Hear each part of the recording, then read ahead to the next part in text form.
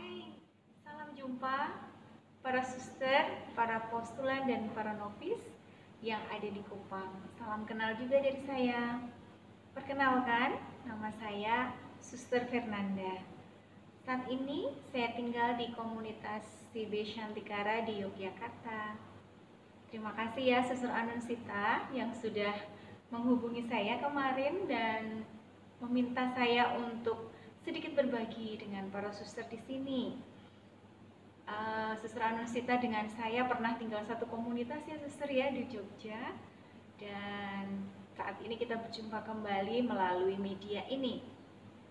Baik para postulan, para novis dan para suster, seperti yang saya katakan di awal, saya tinggal di komunitas Shantikara di Jogja, maka praktis tugas saya memang di Yayasan Shantikara saat ini. Saat ini saya diberi tugas, kepercayaan, dan tanggung jawab untuk menjadi koordinator asrama mahasiswi Shantikara. Jadi sekarang ini saya tinggal bersama dengan para mahasiswi. Ya, mereka berasal dari seluruh penjuru tanah air. Mereka kebanyakan kuliah di Universitas Sanata Dharma, UGM, UNY, maupun juga universitas-universitas sekitar di Jogja. Begitu. Saat ini ada 52 mahasiswi yang tinggal dengan saya. Baik para suster, selain bertugas sebagai pimpinan asrama mahasiswi Shantikara, saya juga diberi tugas tambahan sebagai guru bahasa Inggris di TK Tarakanita Bumijo. So, how are you sisters? Hopefully you are well. Nah, Suster Anunsita kemarin memberikan tugas begitu ya kepada saya untuk sedikit berbagi kisah panggilan. Seperti yang Suster Anunsita sampaikan ke saya, maka tentu dengan senang hati saya akan berbagi dengan para suster malam ini. Baik, para suster, sebelum saya cerita kisah panggilan membiara yang boleh dianugerahkan Tuhan untuk saya dan saya terima sampai saat ini, saya ingin perkenalkan diri dulu. Tadi nama sudah. Saya asli dari Paroki Kalasan, sekitar 45 menit dari komunitas Shantikara. Jadi deket ya, kalau mau mengunjungi orang tua kebetulan syukur boleh tugas di dekat dengan rumah begitu. Walaupun juga ada tantangan sendiri ya para suster. Saya dua bersaudara, saya anak pertama. Orang tua saya, mama saya dari Makassar, dulunya Muslim. Ayah saya orang Jogja, dia Katolik. Nah, lalu ini sekelumit karena perlu juga untuk saya sampaikan kepada para suster tentang latar belakang keluarga. Adik saya satu perempuan, sudah menikah, punya anak satu, jadi saya punya keponakan satu.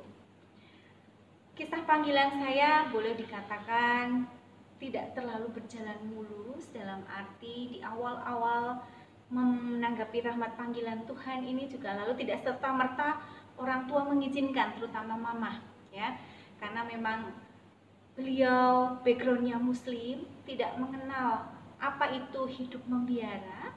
Dia belajar Katolik juga karena menikah dengan ayah saya. Maka ketika saya yang sudah selesai kuliah, sudah bekerja kurang lebih 4 tahun di Jakarta, tiba-tiba datang pulang dari tempat pekerjaan, cuti begitu, bilang kalau pengen masuk jadi suster. Waktu itu mama saya shock. Lalu pasti tidak diberi izin ya para suster. Tapi bersyukur bahwa bapak atau ayah saya mengizinkan saya untuk masuk biara. Maka bermodalkan surat dari orang tua, dari ayah, begitu lalu saya masuk ke postulat CB. Sampai saya kaul kekal 13 Juli 2013 yang lalu, mama saya masih berat melepaskan saya masuk menjadi religius begitu, karena ada kecemasan-kecemasan tertentu, dikiranya kalau jadi suster lalu nanti nggak ketemu, lalu nggak bisa berkumpul lagi, lalu tidak boleh ketemu begitu. Tapi dalam perjalanan waktu, ketika saya pertama tugas di Surabaya sebagai guru TK dan SD, juga ngajar bahasa Inggris di TK SD Kartini Surabaya.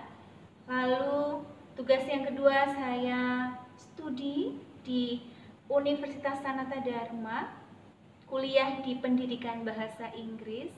Waktu itu kita ketemu ya, Suster Anonsita, kita satu rumah, satu komunitas ketika saya sebagai studi.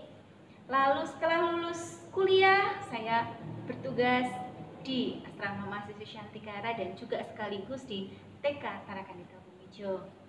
Maka praktis perjalanan panjang itu pada akhirnya memang lalu Mama mengizinkan saya masuk biara, merelakan ketika saya sungguh-sungguh bisa memberikan kesaksian bahwa saya bahagia selama saya tinggal di biara begitu.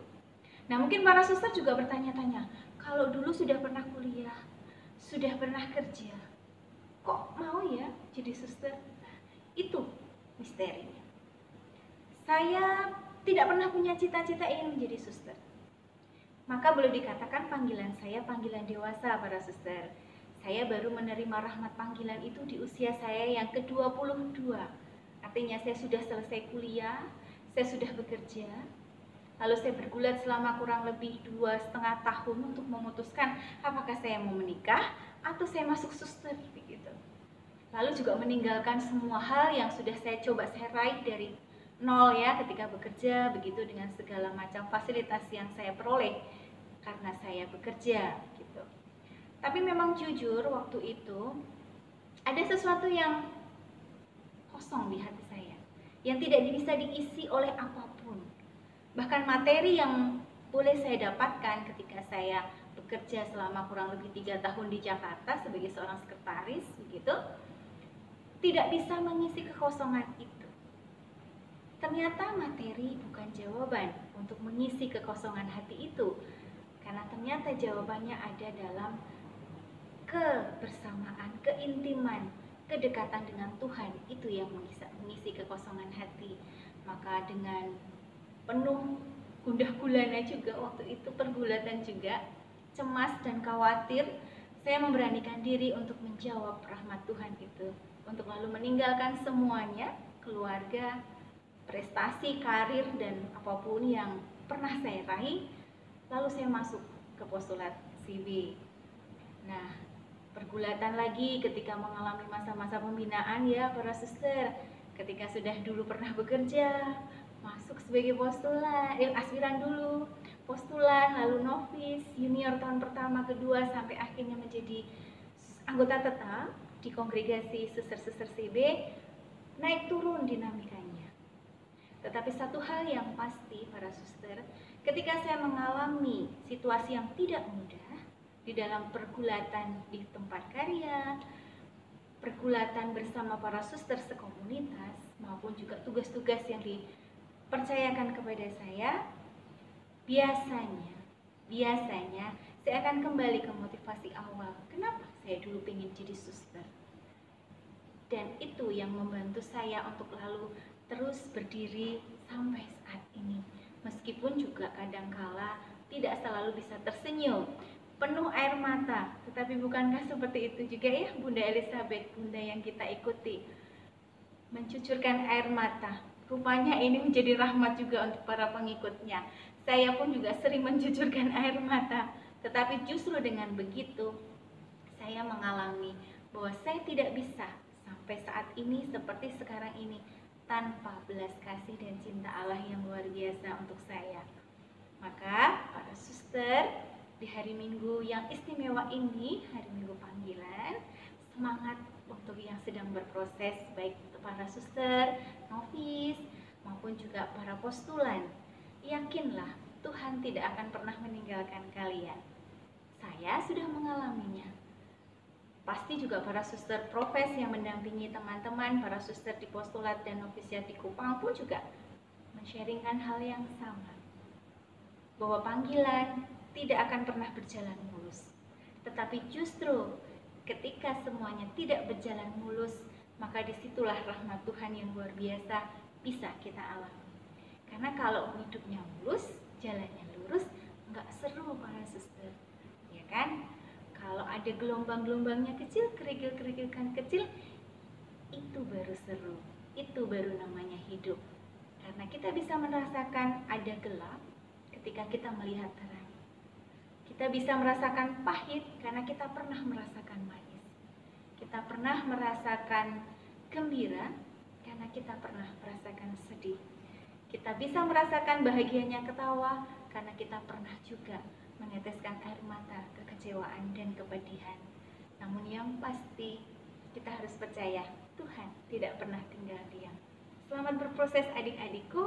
Terima kasih banyak. Saya tunggu kehadiran kalian di Jogja. Dadah.